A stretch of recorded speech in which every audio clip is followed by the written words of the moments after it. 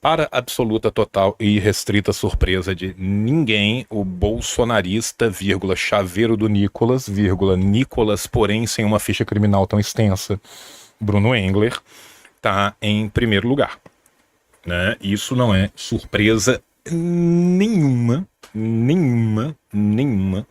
tá aqui em Belo Horizonte, né? O Fuad ter alcançado a segunda posição, menos ainda. O Fuad é prefeito, ele tem a máquina da prefeitura toda a favor dele. Quem tem a máquina da prefeitura tem uma facilidade gigantesca, né? E no final da campanha ele entrou na campanha. Além do que, muita gente falando em voto útil aqui em BH pela angústia de ter Mauro Tramonte e Bruno Engler no segundo turno, né? Então, assim, eu acho que muitos votos que seriam da Duda ou seriam do PT migraram para ele, pela angústia de ser horrível e péssimo em vez de horrível e ruim. É tipo isso, né? O Mauro Tramonte, gente, para quem não conhece Belo Horizonte, ele é o Datena de Belo Horizonte, tá? Só que nessa eleição é tão irônico que a gente tem Datena 1 aqui em terceiro, lembrando que o Mauro Tramonte, nas pesquisas, até uma semana atrás, ele estava em primeiro com 20 e tantos %, e aí Bruno, Fuad, Duda e Rogério, tudo misturado entre 8 e 12. O Gabriel nem aparecia, Gabriel estava com 2, 3%, em compensação o Carlos Viana, que não bate 1%, estava lá com seus 6, 7%. Né? Então a gente vê que cada dia mais, né, os institutos de pesquisa valem cada dia menos. Né? E aí a gente tem que pensar que tem dois vieses aqui na pesquisa. Viés número 1. Quando um instituto de pesquisa não tradicional publica uma pesquisa cuja metodologia a gente não sabe como é que funciona, e essa pesquisa catapulta alguém para segundo ou terceiro, você pode começar a suspeitar que talvez esse cara que virou segundo ou terceiro e não aparecia antes é o cara que encomendou essa pesquisa, tá? Vou dar um exemplo aqui com nomes fictícios que não tem nada a ver com nada que aconteceu em Belo Horizonte nunca de forma nenhuma, né? Mas imaginemos, por exemplo, que saísse uma pesquisa onde o Fuad que estivesse lá embaixo aparece em segundo.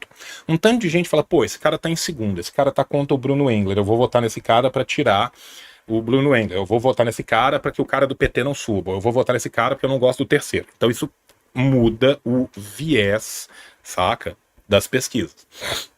Da mesma forma, se eu coloco uma pesquisa, né, com muita gente próximo e só um desses de um espectro político que pode concorrer contra o espectro político do cara que está em primeiro, eu tenho a tendência daquele cara do espectro político diferente subir. Né? Porque todas as pessoas que estão minimamente próximas daquele espectro falam, todo mundo vai votar nessa porra, todo mundo vai fazer voto útil para fazer isso. Né? Então, assim, manipulação midiática, gente, é uma coisa que vai acontecer o tempo inteiro em todos os locais. Sabe por quê, gente? Porque aqui nada importa. O que importa aqui é dinheiro e fama. Eu acho que tem outra questão também que é um viés nessas pesquisas, que normalmente eles abordam as pessoas em lugares públicos. E tem uma parte da população que não frequenta esses lugares, então ela já não é tão representativa da sociedade. Hoje em dia você faz pesquisa por telefone, você faz pesquisa pela internet, você faz pesquisa por amostragem. Se eu faço a pesquisa por amostragem, eu não falo aonde na cidade que eu estou fazendo a pesquisa por amostragem, ela é completamente diferente. Se eu fazer uma pesquisa na região centro-sul da cidade, onde é a região mais rica de Belo Horizonte, e eu fizer essa pesquisa às 4 horas da tarde, que todo mundo está no trabalho, e eu vou pegar só quem está savaciando e tomando um café, eu vou ter um perfil social completamente diferente se eu vou fazer essa pesquisa numa estação no Pindorama às 6 horas da manhã. Né? Então, assim, e os caras nem pulverizam. Então, assim, você não sabe, né? Porque normalmente isso não é publicizado. Aí, tipo assim, na publicação tem pesquisa registrada sobre o número tal no TRE. Quem que vai no TRE e vai ler a metodologia da pesquisa, tanto que você chega no final, aqui Belo Horizonte foi muito sintomático disso, e outras capitais são também, né? Com uma pesquisa dando 35% para um cara e a outra pesquisa dando 12% para esse mesmo cara. Super enviesado. Então, assim, a gente vê que cada vez mais vale cada vez menos. Né? Aqui nós temos um segundo turno praticamente garantido, né? Com 90% eu acredito que já garantido entre os dois, não acho que tenha mais voto bastante aqui para ter uma virada mística, não vai ter. E aí aqui, gente, é muito claro uma coisa, né? Votantes do Gabriel. O Gabriel é um vereador aqui de Belo Horizonte, foi presidente da Câmara, teve um mandato com muita controvérsia aqui, foi perseguido, entre aspas, ia ser caçado, aí não foi caçado, aí brigou muito com o Fuad, mas agora vai acabar caindo no colo do Fuad, tá? Para mim, os votos do Gabriel vão migrar quase todos para o voto do Fuad, porque quem votou no Gabriel normalmente é o cara que não queria votar na esquerda, leia-se Duda Salabert e Rogério Correia, mas tem nojo do Bruno Engler, tá? Esse é o perfil do votante do Gabriel, que tá aqui com 10%. Duda e Rogério, esses votos vão tudo migrar como voto útil, tá? Isso aqui é a esquerda tradicional, é gente que dá 100% full eleições burguesas das ideias, e todo mundo vai votar em voto útil. Então existe uma possibilidade real da gente ter aqui, ó, 22% de voto válido, indo pro Fuad a sua esmagadora maioria. O que vai acontecer? Vai ter gente que vai votar no Fuad e tem gente que não vai votar em ninguém, né? Mas esses 22% aqui, não vai ter quase nada migrando pro Bruno Engler. Qual que é a grande balança do Bruno Engler aqui? O Tramonte. Porque o pessoal que votou no Tramonte é o pessoal que consome a rádio mais sangrenta de Belo Horizonte, Tchau Itatiaia, as televisões mais sangrentas de Belo Horizonte. É o cara que é o dateneiro, é o cara que vê o programa do CPF cancelado, tá? Só que o Mauro Tramonte, por mais que a gente tenha esse 10 do lado dele, né, representando seu partido de todo tamanho, né, e a gente sabe que em muitos locais o partido dele, o Republicanos, está junto do PL, o PL fecha com Republicanos, nas bancadas, né, da Câmara e do Senado, Republicanos e PL fazem parte da mesma bancada, né, existe uma tendência de migração natural deste... Opa! Deixa eu voltar ali, do voto dele, né, agora eu fui lá pro negócio, agora eu fudi tudo mesmo. Deixa eu voltar aqui. Tem uma tendência muito natural de ter a migração do voto do Tramonte pro Bruno Engler. Eu não sei até que ponto o Tramonte vai se queimar subindo do lado e abraçando o Bruno Engler. Tá? Porque o Tramonte, essa é a primeira campanha dele maior, ele teve uma votação muito expressiva, ele é um cara que tem potencial para sair para um Senado depois, tá? Então, assim, eu sinceramente não sei o quanto que ele vai querer se colocar no palanque do bolsonarismo, tá? Olha no site do TSE, cara, tá lá longe, esse aqui tá pronto, custa nada, tá? E aí, aqui pra baixo, né, a gente tem o Carlos Viana. O Carlos Viana, cara, o Podemos consegue ser mais bolsonarista do que o PL, tá? O Carlos Viana é um maluco... ele é senador por Minas, pra vocês terem ideia, tá? E ele fez propaganda com uma marreta falando que ele pessoalmente ia marretar ciclovias, tá? Então sabe o boy que odeia ciclovia? Tá aqui, tá? É literalmente... isso, tá? Vamos voltar aqui. Eduardo Paes foi eleito. Em primeiro turno. Como todo mundo sabia, né? O Eduardo Paes é se o Zé Carioca fosse transmutado num ser humano, ele seria o Eduardo Paes. Cariocas do meu chat, me fala que eu não tô mentindo sozinho aqui. Que isso, amigo? Tá? O Eduardo Paes é basicamente o Zé Carioca transmogrifado para o humano, cara. Dudu Paes As pessoas se identificam muito com ele, né? Sim, é uma versão antroposomórfica do Zé Carioca, saca? Uhum. É o fursona do mundo invertido do Zé Carioca. Saca? Tipo assim, ele é bom, ele é ruim, mas ele tá sempre no boteco. A gente vê ele na rua, você vê ele na rua, ele come o pastel, e aí ele vira e fala assim, vai ter Ozempic pra caralho, emagreci 30 quilos com Ozempic, vou meter Ozempic no chus, entendeu? Então assim, é isso, cara, é o live action do Zé Carioca. Será que o Ozempic fez a galera votar nele?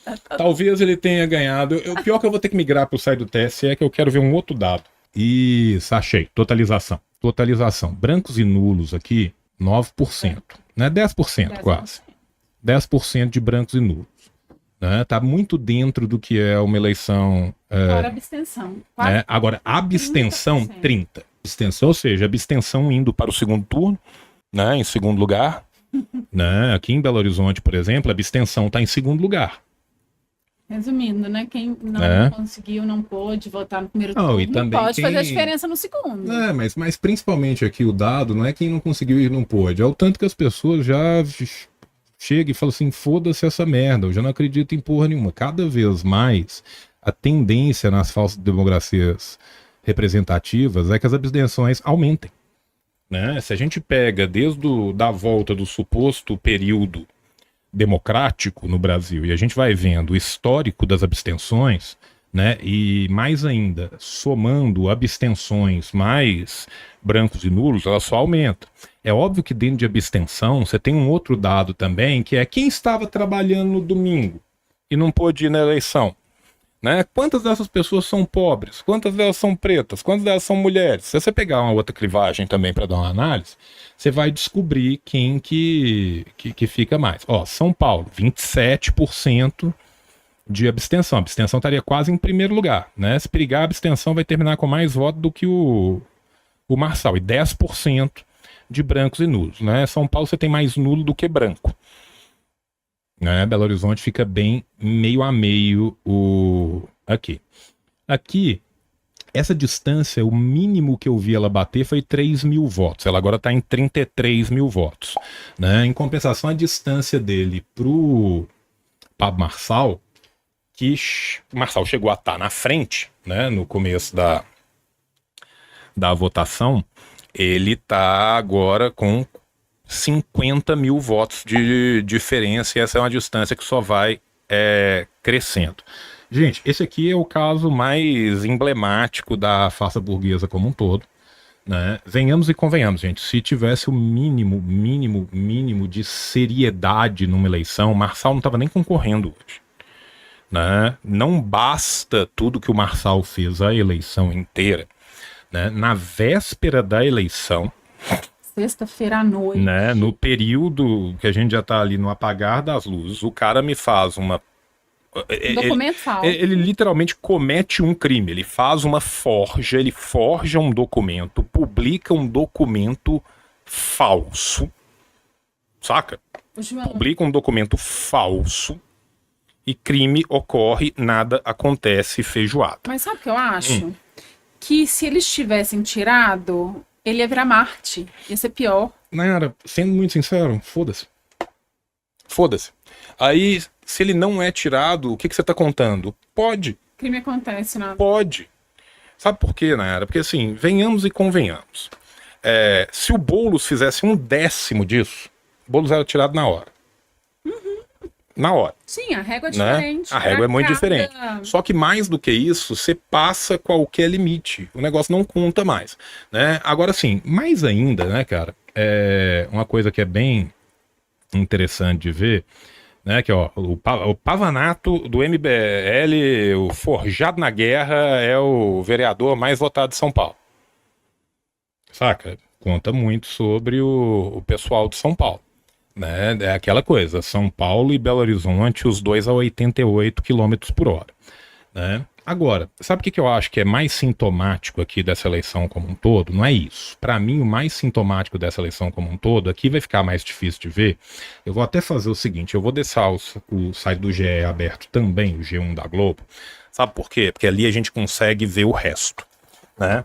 Aqui é mais um momento onde, para a enorme e gigantesca surpresa de absolutamente ninguém, a conciliação chega em absolutamente lugar nenhum. Tá? O Rio de Janeiro elegeu o Paes no primeiro turno, elegeu, mas um terço da população carioca que votou, que teve seus votos validados, votou no Ramagem, gente. Bicho. Vocês lembram quem que é o Ramagem, né? O cara da PF, o cara que mexia com o Soledad em paralela, tá? Salvador, 70% de eleição pro Lula, se eu não me engano, no segundo turno das eleições passadas. Se não foi 70, muito próximo disso. Salvador elegeu o cosplay de ACM Neto com Nossa, primeiro turno 80% no primeiro turno. Que triste mesmo. Saca? Vitória, que é um lugar tradicionalmente de votos muito conservadores, né? Você tem o Pasolini no primeiro turno. Pasolini do Republicanos. Né? Se a gente chega pro Nordeste inteiro e vai ver, né? Porra, segundo turno em Fortaleza, né? Microbolsonarista versus pessoa do PT, né? Segundo turno em Belo Horizonte, aqui é literalmente chaveiro do Nicolas versus velho randômico do Centrão, né? Ninguém sabia quem que era o Fuad, tá? Ninguém sabia quem que era o Fuad. Fuad não é um cara que tem uma longa tradição política e blá blá blá. Não, o Fuad era o brother do Calil. Tá? Que entrou no lugar do Calil. Né? E o Calil ganhou porque o Calil ganhou a Libertadores pro Galo e apagou a luz do Independência. Tá? Assim, o Calil já tinha disputado 200 eleições por 78 partidos, né? E o Calil simplesmente ganhou porque ele ganhou a Libertadores pro Galo. Saca? Né? Não tinha mais ninguém em Belo Horizonte. A política de Belo Horizonte, né, que era uma mistura de PSDB com petismo, né, o lugar maravilhoso do pimentar-alismo, né, que era os dois de mão dada, sempre girando e girando e girando, né, que começou com as prefeituras do PT nos anos 90, essa sim, tinha alguma coisa, tinha orçamento participativo, aí migrou PSB, né, com o Dr. BH, Célio de Castro, tal, não sei o quê. Aí depois disso só foi caindo, degringolando, e aí só tristeza, né? Aí agora o que a gente tem? A gente tem o chaveirinho do Nicolas, né? Contra o Ford, não. O governo do Calil foi muito ruim? Não. O governo do Calil foi um governo normal. O Calil ganha aquele maravilhoso parabéns, você não fez nada além da sua obrigação, né? O Calil, durante a pandemia, por exemplo, né, colocou gente que sabia de epidemiologia para mexer com a pandemia. Olha que loucura. Ele né? ouviu os especialistas, ele foi muito razoável na sua... Foi, tanto que o Calil, gente... O Zema não teve coragem de bancar no Estado. Sim, tanto que o Calil se reelegeu com um pé nas costas. Sim. Né? O Calil se reelegeu com um pé nas costas, quando o Calil sai para ir para tentativa de governo, né, do Estado, o Fuad Noma entra e ninguém sabia quem que era o Fuad. Né? Pra vocês terem uma ideia, gente, há 3 semanas atrás, o Fuad Noman tinha 10 mil seguidores no Instagram. Tá? O cara é prefeito de Belo Horizonte, uma cidade de 2,5 milhões de pessoas. Ele tinha 10 mil seguidores no Instagram dele. Tá? Provavelmente 10 mil fãs dos contos eróticos ainda teve do Fuad, né? Tentaram acabar isso pra ele. O Fuad, ele escreveu um livro de lindos contos eróticos, tá? Né? E provavelmente aqueles 10 mil que ali estavam eram os fãs dos contos eróticos do Fuad. Manaus, gente, e o norte como um todo, eu acho que o Acre é a grande exceção, né? Que eu acho que o Acre foi o único lugar que o PT elegeu no primeiro turno. Vou até confirmar em Rio Branco aqui depois. Né? Mas o norte como um todo, cara, a gente tem que lembrar. É nessa hora que a aula de geografia vale a pena demais, né? Qual que foi a expansão da fronteira agrícola, gente? Centro-oeste, depois norte. Quem fez a expansão da fronteira agrícola? Principalmente os grandes agricultores do Paraná e de Santa Catarina. Aí você olha as eleições no Centro-Oeste, olha as eleições no Norte, e você fala, caralho, é a expansão da fronteira agrícola. Saca, velho? É um negócio de louco, de louco. Né? Em Recife, o João Campos foi eleito por um avião de diferença, né? Não é à toa, né? Eu vi alguém comentando, se o João Campos é de esquerda, eu sou uma Brastemp. Meu irmão, se o João Campos é de esquerda, você é uma Brastemp e eu sou uma Frigidaire de 1950 com aquela portinha roxa. Saca? Porque assim, puta que pariu, cara. Né? Qualquer pessoa que conhece minimamente o que é a ideia do João Campos. O João Campos é muito bom de marketing.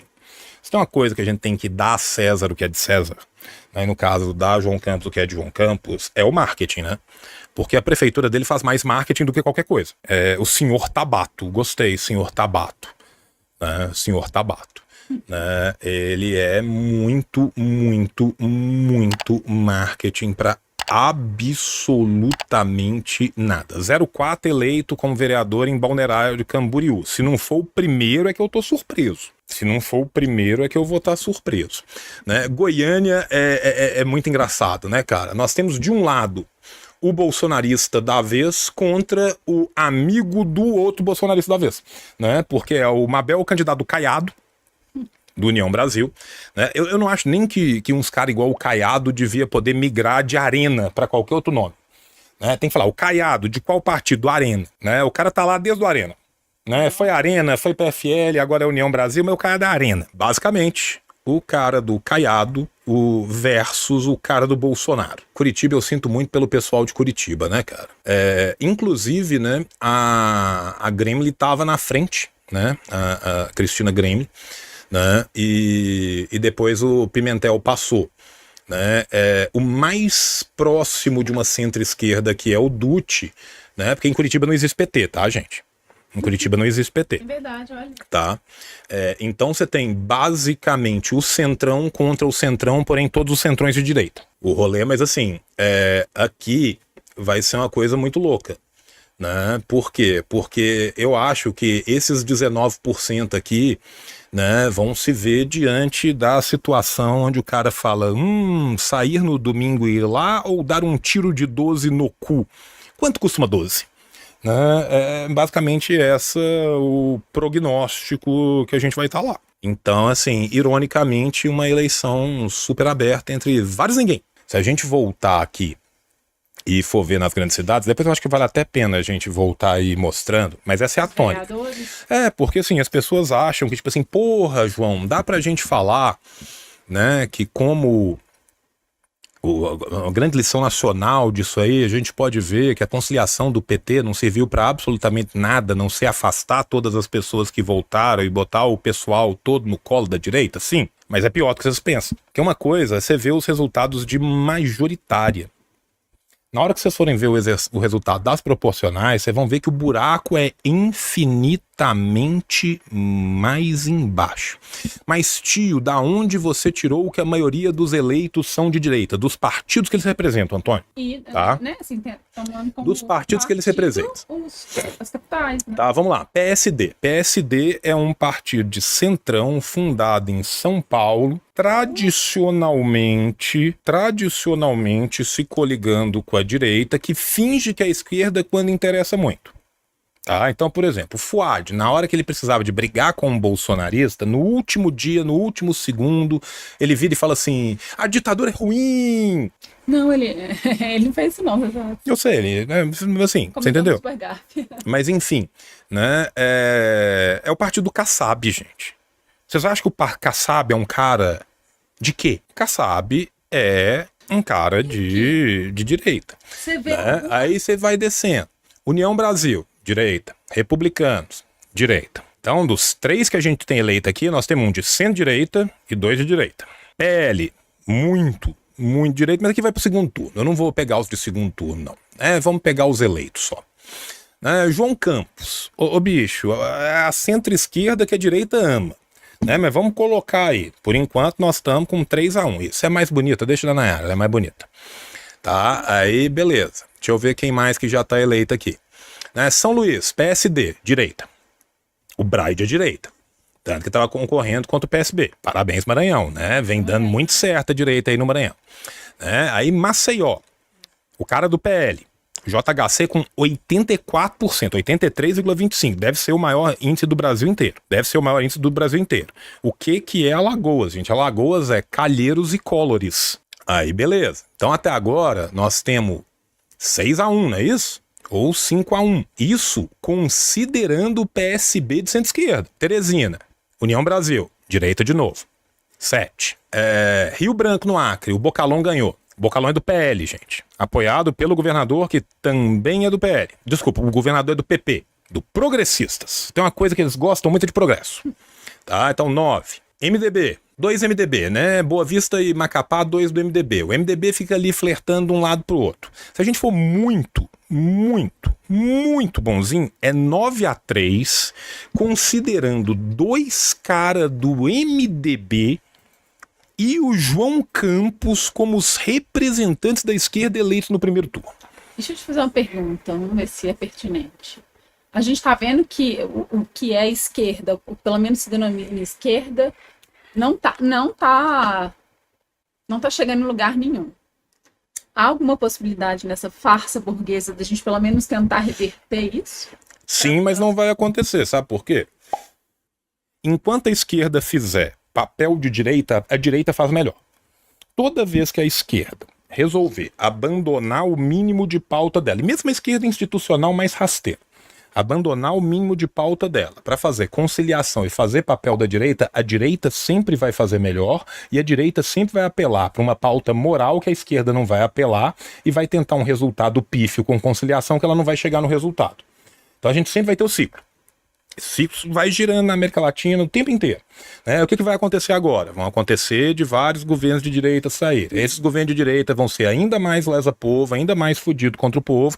Aí o povo vai apanhar pra caralho e vai falar assim, tá, vamos votar no cara de esquerda. Aí o cara de esquerda, em vez de avançar, em vez de dar aquilo que minimamente dentro de uma social-democracia. Porque se abandonou a social-democracia para se abraçar um social-liberalismo. Se abraça uma pauta mínima moral qualquer, mas se entrega o resto e vai se entregando cada vez mais. Para fazer isso, a direita sempre vai fazer melhor. Então é um modelo fadado ao fracasso e fadado à repetição. É fadado à repetição. Vai repetir ad náusea. Vai continuar repetindo ad náusea. Pérez vai dar uma volta de 360 graus. Vai dar uma volta de 360 graus. Enquanto fizer isso, é a receita para o fracasso. Mas é importante, Nayara, é que depois de fazer isso, eleição sim e eleição também, as pessoas não aprendem nada. Né? É totalmente imune a aprendizado. Né? Aí o que vai acontecer? Vai ver essa palhaçada aqui, vai levar uma sova, uma surra nessa eleição no Brasil inteiro. Aí vai continuar conciliando. Aí na hora que faltar 60 dias para a eleição e o cu piscar, vai falar assim, gente, pelo amor de Deus, vai pra rua fazer cafezinho, vai pra rua fazer bolo, né? Vai lá convencer os caras para eu poder te abandonar daqui a 3 meses de novo, para eu conciliar mais.